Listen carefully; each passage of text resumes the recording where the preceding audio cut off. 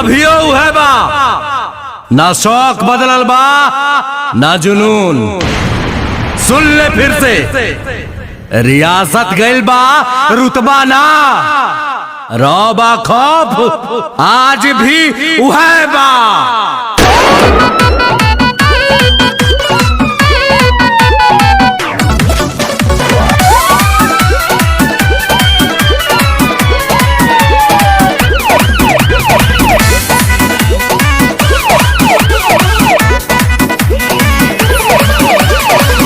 भोजपुरिया डरीला खाली बात से, साच खाती लड़ जाई केहू के बात से। हई भोजपुरिया डरीला खाली बात से, साच खाती लड़ जाई केहू के बात से।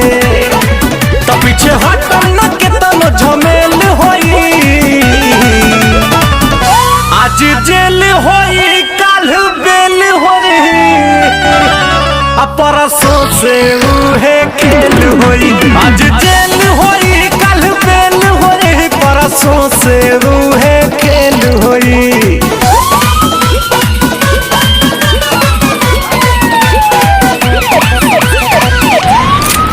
हथियार तो खाली शौक खातिर रखीला बाबू, खौफ खातिर नमवा काफी बा।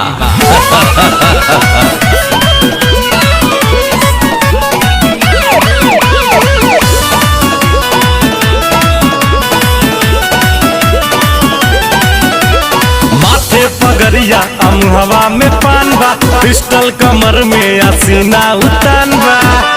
इहे तो असली भोजपुरिया के पहचान बा।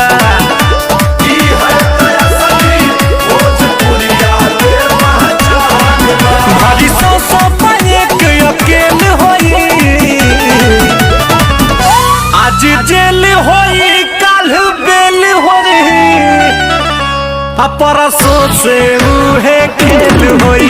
आज जेल होई कल बेल होई, परसों से उहे खेल होई।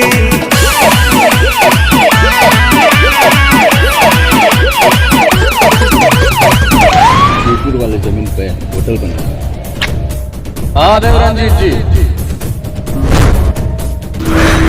आज से आपके प्राइवेट स्कूल में गरीब बच्चा मुफ्त में पढ़िए। ना हो सकला, हमारे दोस्ती का फायदा उठा लिया बाबू, कैसे कि हमारे दुश्मनी का नुकसान तू सह ना पैबा।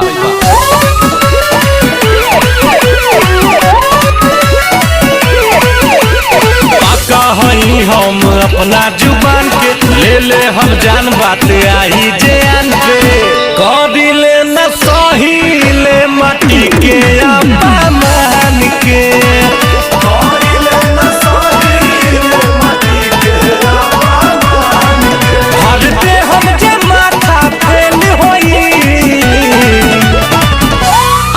जेल होई काल बेल होई, परसों से उहे खेल होई।